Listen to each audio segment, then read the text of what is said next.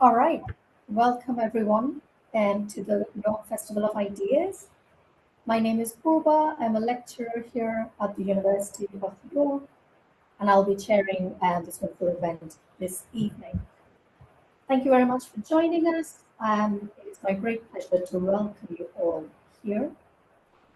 It is my very great pleasure to introduce our guest speaker for the evening, Lauren Benton. Lauren Benton is the Barton and Biggs Professor of History at Yale University. She's also the recipient of the Toynbee Prize, which, as you might already know, is awarded for significant contributions to global history. It's a real great honor.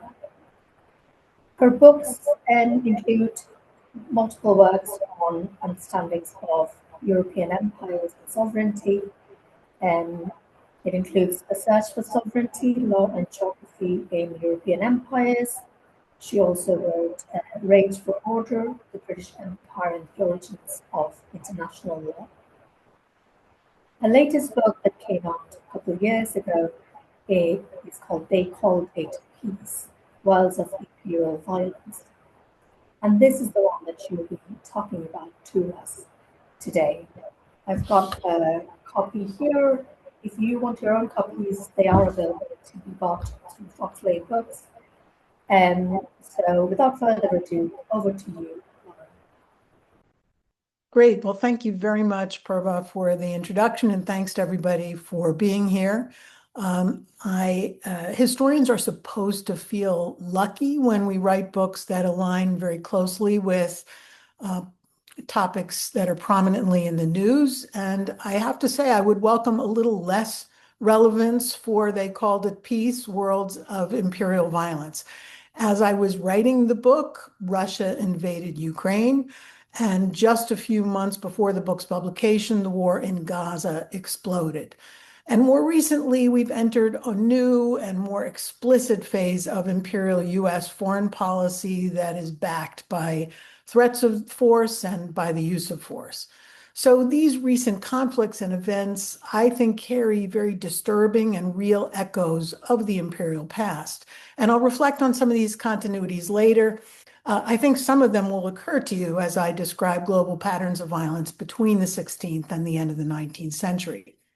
So my focus on the book is small wars in global European empires in those centuries. And I was really struck when I began the project by the dominance in global history narratives of major conflicts, the 7 Years' War, Atlantic revolutions, the Napoleonic Wars, and of course, in the 20th century, the two world wars.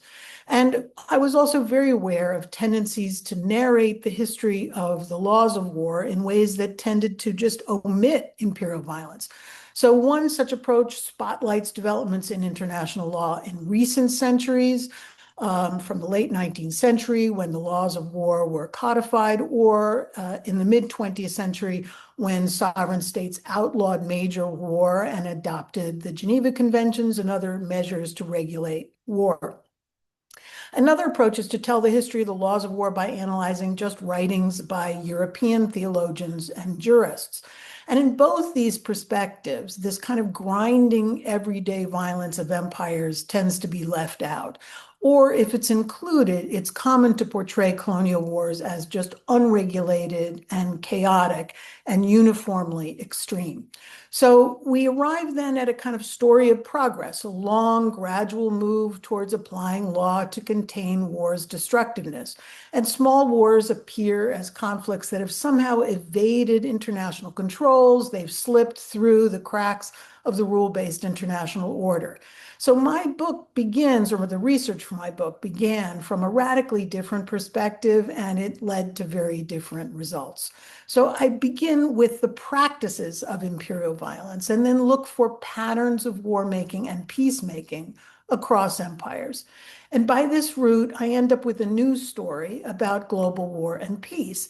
It's one about continuities of routines of limited warfare and of a project to regulate violence not classed as war. And it's one of justifying violence, even extreme violence, as an action in the service of peace. It's a pretty grim story. At times, it's a terrifying story, but I think it's one that is well worth telling. So let me start by giving a kind of a snapshot of my findings, and then I'll give you some concrete illustrations. I like to begin by reading the epigraphs for the book. You'll see where I got the title for it as I do so.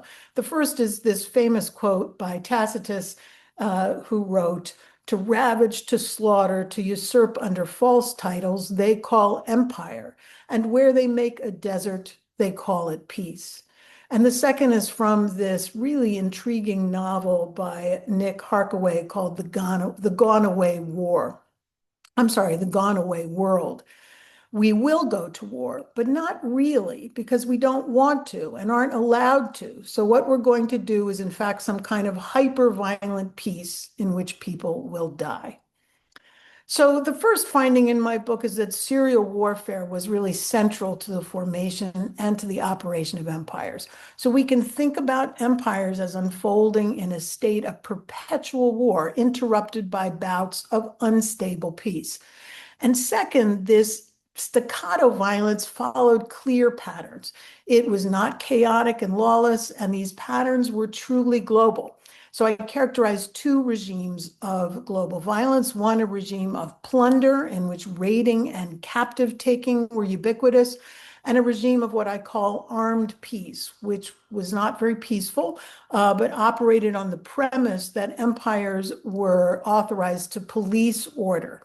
And in fact, they issued standing authorization to their armies and navies, to captains and commanders, to engage in limited armed interventions. And these were not humanitarian interventions. And third, although many of these practices had the ambition of limiting violence, they set up the conditions for atrocities to occur. So truces produced the logic of lawful massacres. The call to use imperial violence to protect subjects set the stage for hyper-violent colonial campaigns against indigenous peoples. And then finally, I try to alter then Eurocentric narratives of global violence. I recognize indigenous communities as participating actively in legal negotiations about the right to make war and about the laws of war. And I locate the articulation of claims about Europeans' unique capacity to regulate war in imperial and colonial wars, rather than exclusively in European diplomacy or in European legal writing. So taken together, these points reveal a kind of long, fraught project to regulate violence at the threshold of war and peace. And so now I'm going to present some cases from the bookends of my story, one about patterns of violence in early empires, and one from the end of or towards the end of the 19th century. So I won't be presenting material from the middle chapters of the book about captive taking in early European empires and defensive war in those empires, and about mid-18th century colonial wars in which Europeans began to claim authority to make and enforce the laws of war. But I'd be happy to talk about those phenomena in the Q&A or about the intervening periods afterwards. So let me begin the first part with a familiar puzzle. In 1512, a jurist on the Council of Castile, Juan López de Palacios Rubios, supplied the Spanish crown with a statement to be read by Spanish conquistadors before attacking indigenous Americans. And it went like this in part: "If you submit, we shall leave you, your wives and your children and your lands free without servitude, and shall not compel you to turn Christians. But if you do not do this, we shall powerfully enter into your country and shall make war against you in all ways and manners that we can, as to vassals who do not obey." So the statement was the subject of sharp controversy even at the time. The famous Dominican critic of the Spanish treatment of indigenous Americans, Bartolomé de las Casas, commented that the requirement was often read, as he put it, to the trees. It was directed at indigenous Americans who were far away and in a language that they couldn't understand. Scholars have debated the legal origins of the requirement. One interpretation suggests it had similarities to jihadist doctrine, which justified violence against non-believers. Others locate the foundations of the requirement directly in Roman writings on just war. The thing I want to emphasize is that the requirement was not an odd or narrowly legalistic instrument in the 16th century world, nor was it actually relied on heavily in the Spanish conquest. It fits snugly within a much broader suite of legal practices of raiding, truce making, and capitulation. And it merely offers us a kind of snippet view of a wider practice in which serial truces gave way with disturbing regularity to sudden lawful slaughter. Raiding was deeply familiar to most inhabitants of the ancient, medieval, and early modern world. We know that warfare in the ancient Mediterranean displayed these patterns. We tend to associate Roman warfare with the rise of large-scale armies, but staccato raiding for the plunder of goods and humans was pervasive, especially on the margins of the empire in Iberia, Gaul, and elsewhere. Soldiers fought for plunder, and empires could not amass armies without promising plunder. Now, violence in the Arab conquest between the 7th and 11th centuries also fit the pattern. Here, too, the sequence ran from demands for capitulation to acts of extreme violence. It was widely known that capitulating after a long phase of resistance could result in very severe violence by raiders. So, for example, after the Cypriot city of Lepathos surrendered in 650 CE following resistance and a siege by Arab forces, the town's entire population was enslaved and tens of thousands of captives were shipped to Syria. The brutal calculus of these practices is especially clear in the Mongol Empire, where Mongol attacks across rural areas pushed populations into a handful of walled cities, and then Mongol armies offered terms for surrender to towns. So when Mongol fighters overran towns that had refused to submit, they engaged in very bloody reprisals. The army's reputation for unspeakable brutality then ran ahead of the next demands for surrender. In this and in other contexts, raids served, not always intentionally, as the vanguards of conquest. Conquest followed this series of parry, partial retreat, and return. A deeply familiar sequence ran from truce-making or implied truces to a return to open warfare or mass retribution for truce-breaking. So the example that I like best for showing how truces worked and the dynamics of raiding and truce making comes from the long, multi-sided conflicts in the Iberian Peninsula from the 9th to the 15th century that historians used to call the Reconquest. The importance of truces emerges with particular clarity in the long war between Catholic monarchs and Granada, which culminated in the fall of the city to Christian forces in 1492. The Spanish historian Pérez Castañeda has identified an astonishing 74 truces that were signed and then broken in the century and a half before the conquest of Granada. So Muhammad I of Granada and Fernando III signed their first tregua or truce in 1246, and it set the pattern for subsequent truces. In the agreement, Muhammad I declared himself to be Fernando's vassal. These were not equal pacts, they were unequal pacts.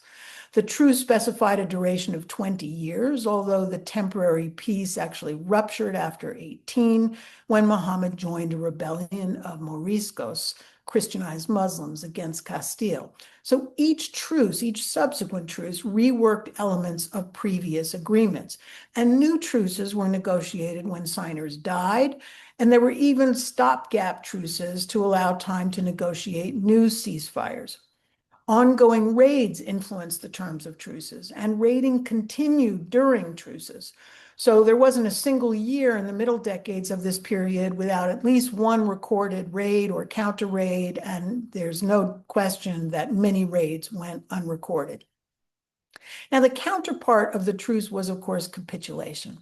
The stuttering Christian advance was in part achieved through ultimatums to towns for surrender. So across the Iberian Peninsula, towns often readily surrendered, and Muslims were sent into exile as the result of capitulation agreements. Most of those agreements tried to offer some protection to lives and property, or that is to say, capitulating forces negotiated for those protections if they could.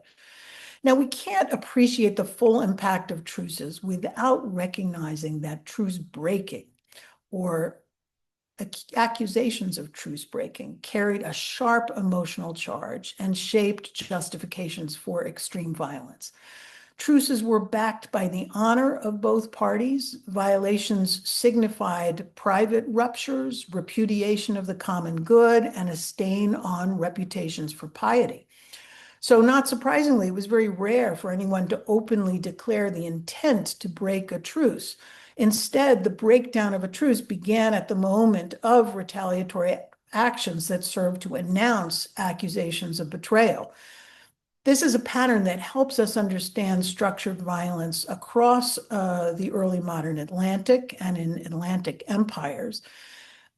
We can think, in fact, of the requirement as an announcement of a truce and of the consequences for breaking it. And it was not just in the Spanish Empire that truces and truce breaking were structuring war. In North America, truces played a very similar role.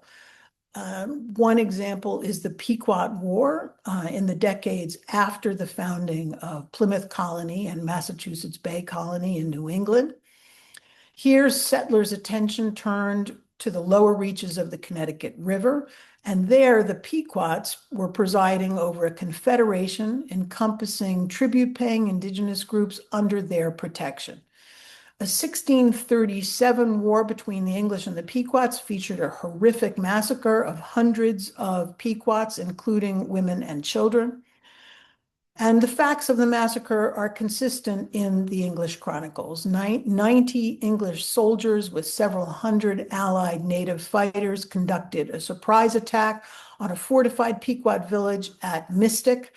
After setting the wooden palisades of the town on fire, the soldiers posted themselves at 2 exits to kill anybody trying to escape. So between 400 and 500 Pequots were slaughtered there. The few captives taken were enslaved, and most were actually sent to Providence Island in the Caribbean. The most detailed historical study of the Pequot War explains the massacre as an outcome of a profound incompatibility of cultures. But events leading up to the war suggest really a high degree of mutual intelligibility centering on this logic of raiding and failed truces. So after a phase of raiding and counter-raiding, Pequot emissaries traveled to Boston in 1634 to negotiate a peace. They wouldn't agree to the terms proposed then by the English. This is before the massacre occurred. So in Boston, the rumor took hold that Pequots were planning a war of annihilation against the English. And a Boston emissary was sent to deliver an ultimatum and a warning. Not unlike the requirement, it demanded peace on invaders' terms and promised war if the Pequots failed to submit. So it was chatter in Boston about Pequot treachery and intransigence that made the case for war. Colonists claimed that they were forced into war by Pequot's supposedly blatant disregard for peacemaking. So here and elsewhere, invaders styled themselves as peacemakers, and they confronted indigenous peoples who supposedly were refusing to make or keep the peace. Now, if truces were so important, it's reasonable to ask, how come they don't figure more prominently in narratives about European writing on law and war? But in fact, if you look more closely, you find that European writers had a good deal to say about truces. In late medieval Europe, truces were described as functioning to protect the good order of Christian community, and they were associated with acts of penance. And I'm very fond in this context of an image of St. Francis making peace with a wolf terrorizing the town of Gubbio. So in exchange for the wolf's pledge to end its deadly attacks, the town promises to feed the wolf basically a form of tribute, and the saint witnesses the agreement and the repentance of both parties for previous violence. So at the beginning of the 17th century, two very well-known legal scholars in Europe took up the question of truces in the law of nations. One was Alberico Gentili, an Italian scholar who was appointed to a chair in law at Oxford. Gentili affirmed that a truce was not the same as peace. It was a temporary break from war. Another was Hugo Grotius, also writing at the beginning of the 17th century, and the figure that many regard as the founder of modern international law. And he characterized a truce as merely, as he put it, a rest from war. So it was lawful, Grotius affirmed, for armies to resume fighting without giving any new justifications or observing any legal rituals. They could just start fighting again. Both Gentili and Grotius were a little uncomfortable about confirming the ease with which fighters could resume war. And so Gentili warned that it was corrupt and shameful to justify a return to violence by giving a narrow technical reading of the terms of a truce and then concocting evidence of a violation. And Grotius noted that although it wasn't necessary to provide legal arguments to resume war, Romans tended to provide them anyway. They did that, he said, to show, quote, how much they loved peace and how careful they were not to engage in war unless for just causes. So both legal writers observed, interestingly, that the boundaries between war and peace were especially blurred in periods immediately following apparent victory. Vanquished peoples were often said to be responsible for continuing war because they quietly refused to put down arms and hid their weapons. They continued war without calling it a war. Vanquished peoples then could be said to have forced empires into ruthlessness. Roman enemies were not peaceful, Gentili wrote, quote, until they were utterly beaten down, received into capitulation city by city, and utterly subdued. So here, peace became synonymous with extermination. So in summary, legal writers portrayed conquerors as peacemakers and vanquished people as actors who brought extreme violence on themselves by refusing to keep the peace. And when they broke truces, armies should give reasons for resuming violence, but it wasn't necessary to do so. And in practice, all restraints were released when the less powerful refused to submit. Now I'm going to take you well ahead to a period in the early 19th century when intermittent violence led through very different doorways to atrocities. This was a period in which European empires vastly increased the size of global armies and navies and sent them to conduct wide-ranging patrols. The ascendance of British naval power is, for good reason, the headline of histories of global militarization by empires in the 19th century. The United States joined in the buildup of naval forces with the capacity to bombard ports. Alongside the expansion of European navies, new specialized forces were deployed on land across empires, including multi-ethnic armies in South Asia and specialized cavalry forces fighting indigenous groups in North America, Russia, and Latin America. Patrolling forces carried standing authorization to make decisions about the use of force. So this was a kind of pre-approval for limited violence, and it was understood that that violence should be limited. Military commanders were not supposed to drag empires into major wars. To show that they were keeping their actions in line with their instructions, commanders produced ad hoc justifications for specific acts of violence after the fact. Instructions routinely specified that commanders should use force to protect imperial subjects. So waves of what I call protection emergencies were supposed to prompt limited armed intervention.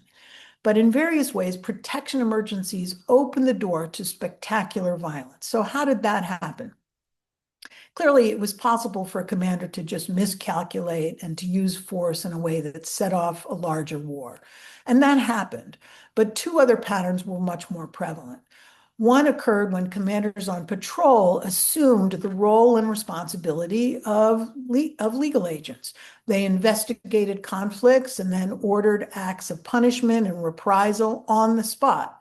We find numerous examples of restraint, but also a tendency for cursory investigations, leading to waves of arbitrary and excessive violence.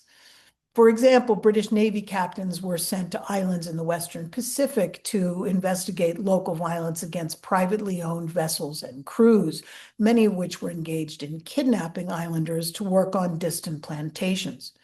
Sloppy investigations led captains to order their crews to burn and destroy villages with unproven ties to the original attacks.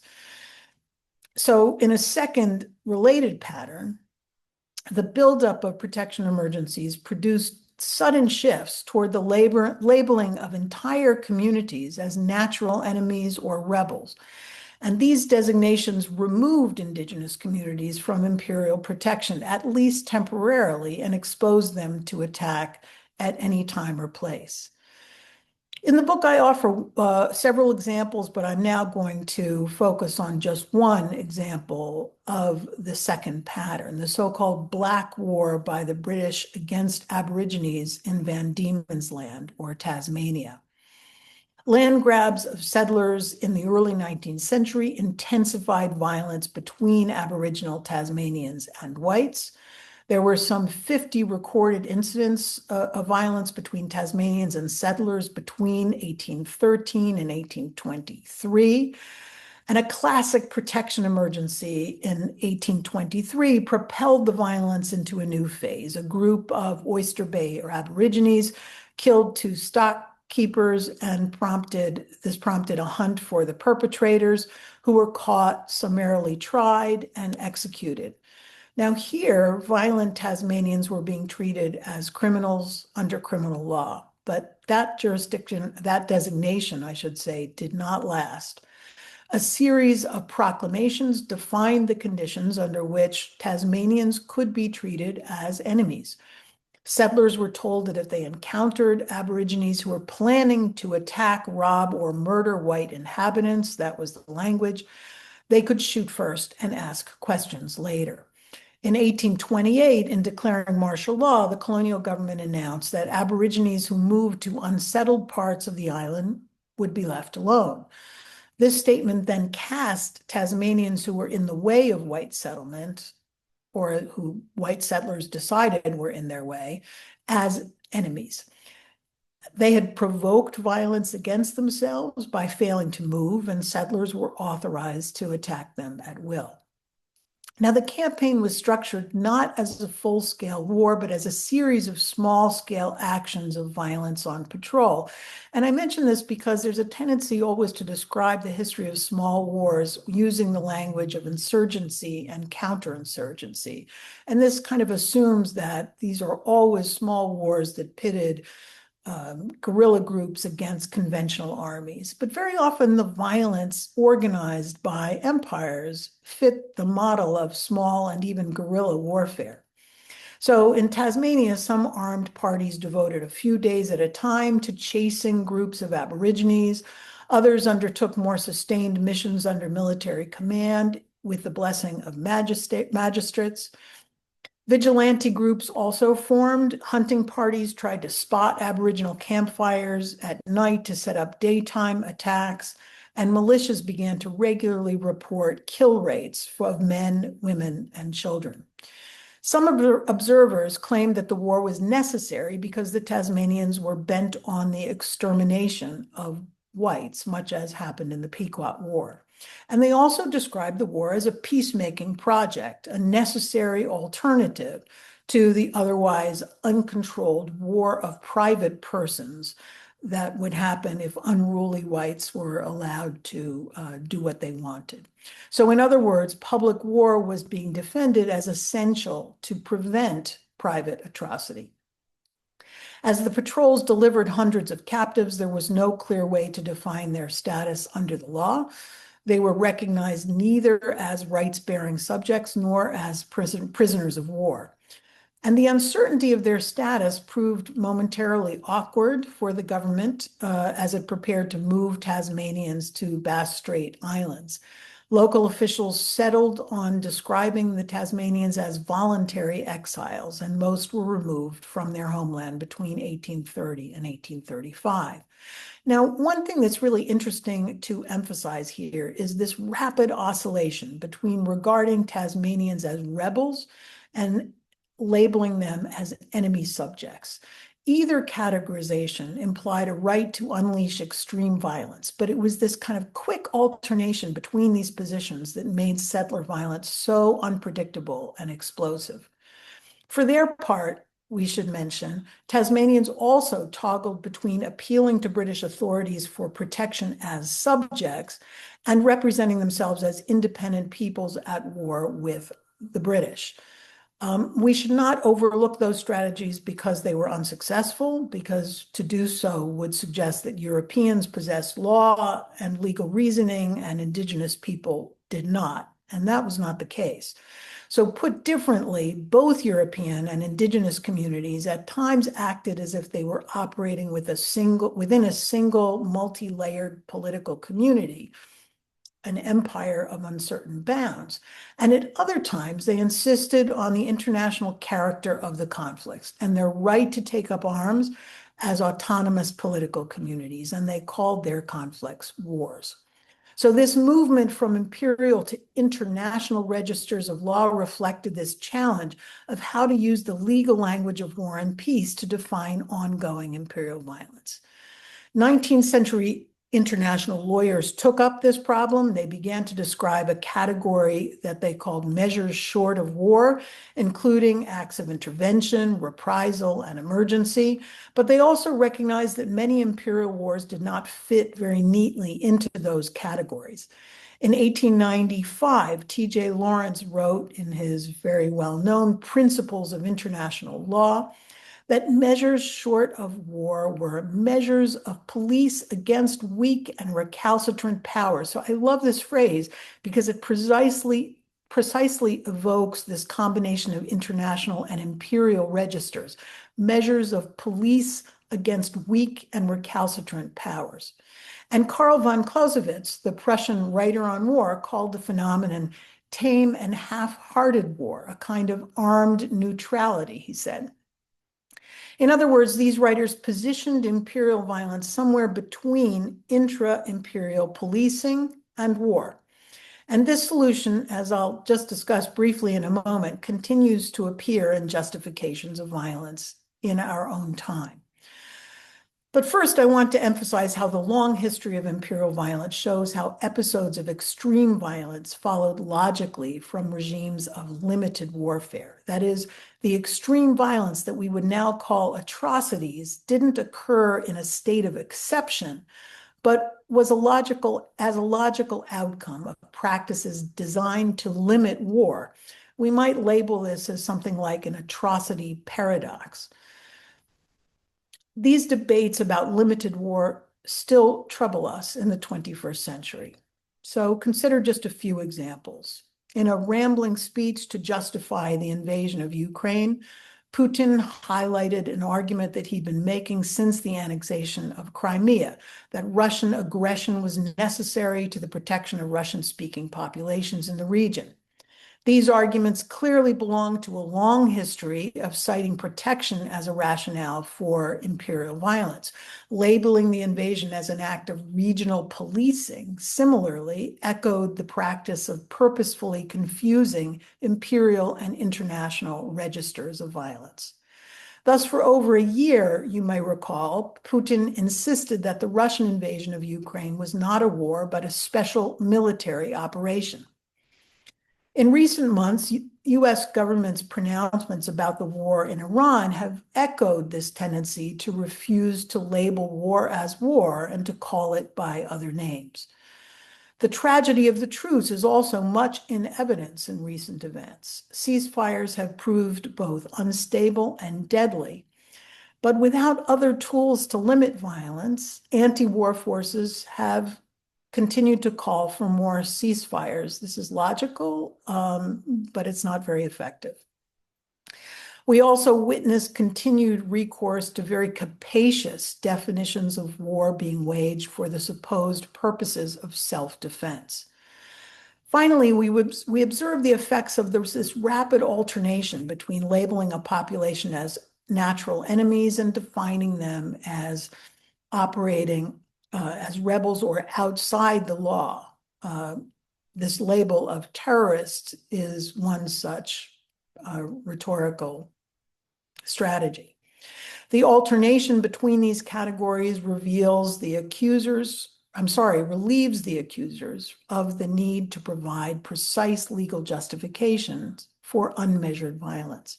So even though we're operating in a post-war international order in which international law has assumed a more definite set of doctrines for regulating war, the legal framework for violence not classed as traditional war remains the one fashioned through centuries of imperial violence. We confront sobering reminders of the paucity of tools at our disposal for preventing the movement from supposedly limited warfare to terrible atrocities. And I regret that although my book maps the logic by which this transition from limited warfare to atrocity takes place, I am not able to offer solutions to our predicament. I think that history at least serves us as a warning against believing the promises of those who say that they know how to keep small wars small. Thank you very much. Thank you so much, Lauren, for that fascinating talk.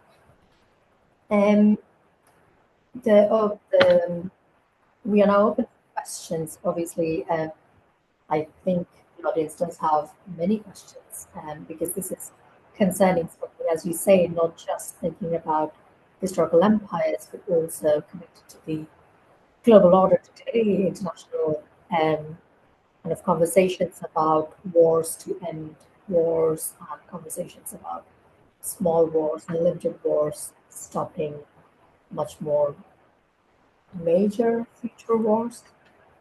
And we do have some questions coming in, so I'm going to read them out. But please, to the audience, just to say, please do put your questions in the Q&A using the Q&A button, and we'll be able to kind of pose that.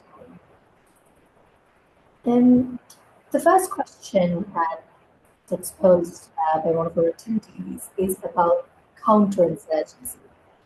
And they say that this is still being taught in relations to US invasions of the Middle East and politics contest rather than using lens of empire. So do you have any input on how we could change this narrative in universities that claim to teach about war without discussing imperial violence? Well, that's a great question.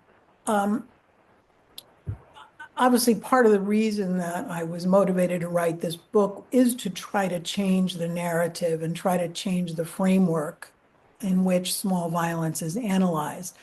But I think it's important that we also move this topic of small wars out of the counterinsurgency and insurgency literature, because it tends then also to focus that literature on the question of how to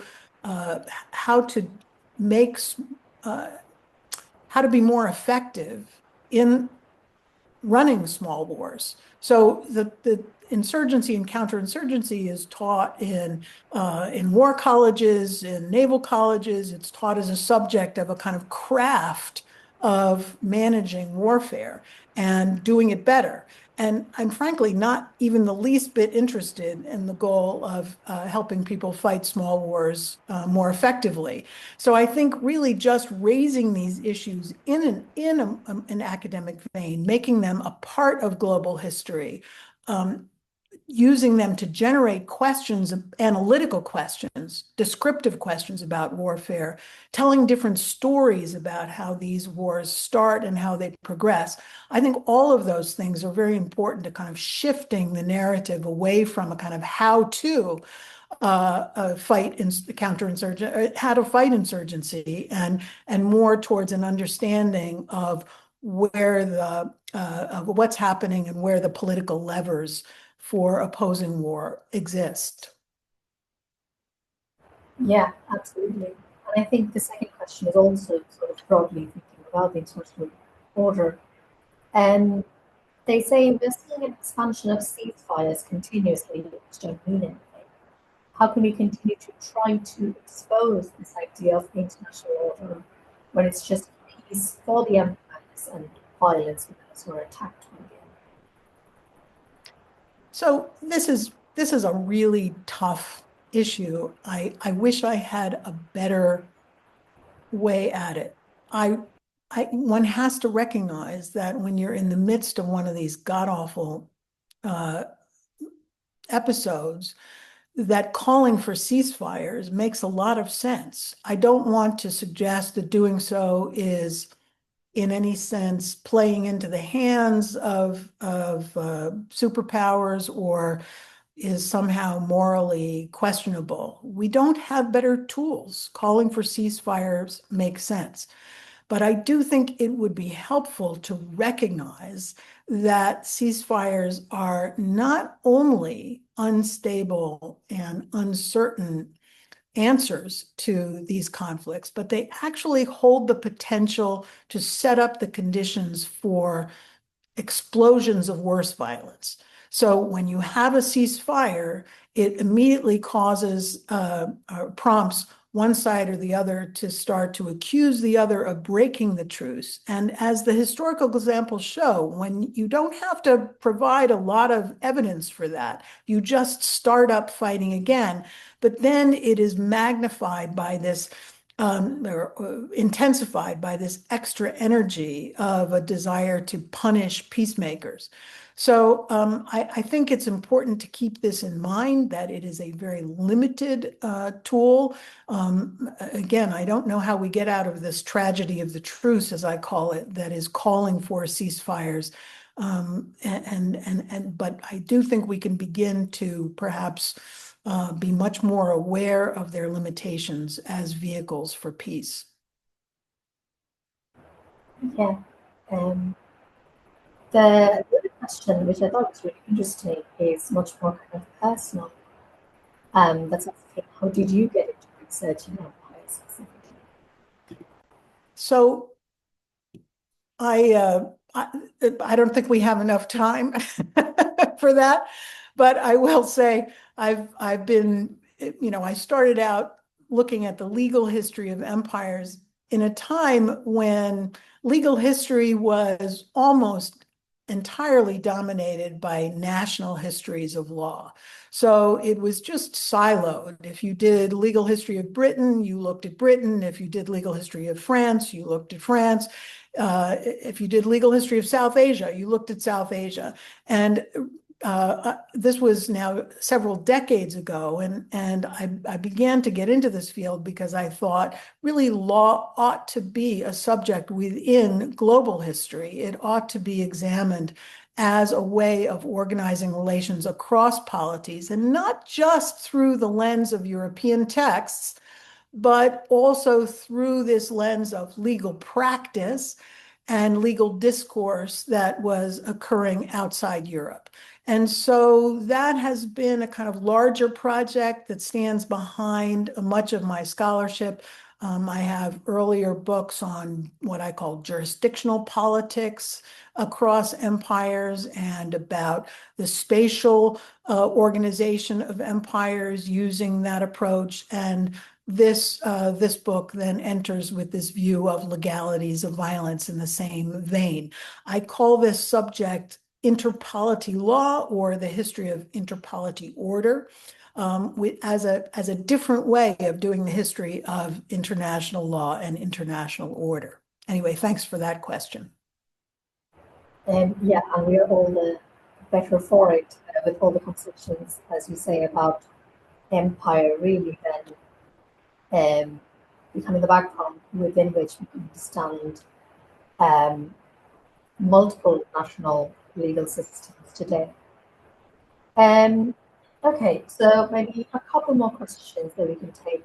One is about Europe and non-Europe. So one of our audiences asked, there's a concentration on the clash between Europe and other cultures, but do we see similar patterns patterns or perhaps different patterns when we see small wars in cultures outside Europe or parts of African nation? So I love this question because it's an opportunity for me to say that I am a lumper. That is to say, I think it's almost always more interesting to ask about similarities across different settings than to ask about differences. And it's really only by doing that we can arrive, I think, at these broader generalizations about law as a kind of framework for interpolitical strategies. So I don't spend a lot of time thinking about differences. And in fact, in part, I'm aiming to break down some of the older stories about those differences. Like one of the older stories, and it gets then picked up by, Carl Schmitt and others, is that Europe is just fundamentally different from the rest of the world. It has this different balance of power, but also this very different way of managing legal relations among states. And I want to break that down and put Europe in the same vein as conflicts and the legal order for conflicts outside Europe. Obviously, there are some differences, and it's worth paying attention to those, but I think that is more productive. We kind of turn the lens, this global lens, on Europe itself and look at the ways in which it's quite similar. Yeah, perfect. All right, the next question is a two-parter. One is asking about your methods and the kind of sources you consulted. And the other is thinking about justifications for small war. So they're asking about the role of othering and racist subcurrents to paint people as sort of less civilized as a justification for small wars. So I'm not sure I heard all of that question. Let me respond to what I think I heard. Was the first part about, I'm sorry, it was about how this kind of othering and racial subcurrents operates. So also a great question. And I don't in any sense wish to distract from the effects of either the discourse about civilization and barbarism or the emerging sharpness of racial discourse in the long 19th century. But I do think that we can supplement attention to those by analysis of these other routines for violence and their legal components, because without them, we have this kind of tendency to just have one story about the rise of and sharpening of this discourse about civilization and barbarism that goes all the way back previous to the Romans, but then the Romans and beyond, and then this kind of entrance of differences in legal belonging based on race in the 19th century. And the thing is, those they're there, right? These texts are there, but I like to look at the practices and the routines that are kind of carrying the expectations about violence, the legal horizons of violence forward, and bring those into the story rather than just keeping it at the level of discourse. I hope that is a clear distinction. Unfortunately, we don't have a lot of time for me to go into it, but I appreciate the question and very much. All right. And another question is about territories that empires go into. And they ask, has there ever been a focus on preventing the insertion of people or assets that then justify protection in a territory that is not historically the jurisdiction of the aggressor? So, I'm not sure I completely understand the question. I'm going to revert to emphasizing these narratives and discourses of protection. I actually think they're very flexible and capacious. And some years ago, I co-edited a book on empire and protection that kind of brings out the importance of protection as a discourse and practice in ways broader than the one way that I discussed it here. I think it's very pervasive and very important. And protection is a discourse that appeals to weak powers because it allows them to kind of keep as open-ended the goals of what it is they're doing. They don't have to and pronounce their goals of annexation and conquest. They can say we're just going to extend our influence by extending protection across political communities. But it's also very appealing to weaker political communities because it allows them to hold on to elements of their own sovereignty. So they can say that they are coming under the protection of another power, but they are not actually ceding sovereignty to that power. So in these and other ways, that discourse of protection is just extremely useful to people, and we can kind of tell a different narrative of global history if we keep our eyes on it. All right. And I don't see any other questions in the question and answer bit, but if I may ask a question myself, Sure. which is about the colonized. How did the people in these colonies react to small wars? And I'm particularly thinking if you see in the sources where people of the colonies, are they reacting to these wars as slightly different to sort of war with a capital W? So this is really one of the central points of the book, which in a way I'm grateful for the opportunity to highlight a bit more. There's a kind of story of the history of international law that has now been amended, right? As I was saying at the beginning, people just talk about indigenous, this is a kind of European text. And then there was an amendment where historians started to write about the participation of local groups across the world in discourses and of international law. And most of that attention focuses on the 19th century, in the late 19th century, especially, where you can point to indigenous groups and leaders in particular as sort of borrowing this language and using it to engage in international disputes. That happened. But what I want to do is to suggest that we've got to look at the participation of indigenous groups in the making of global legal orders prior to the 19th century. We don't have to wait for finding evidence of their use of European terms and languages. We can look at their behavior, right? We can look at their actions. And often that's all we have. Often we don't have text to look at, but by examining their actions, we see these very clear strategic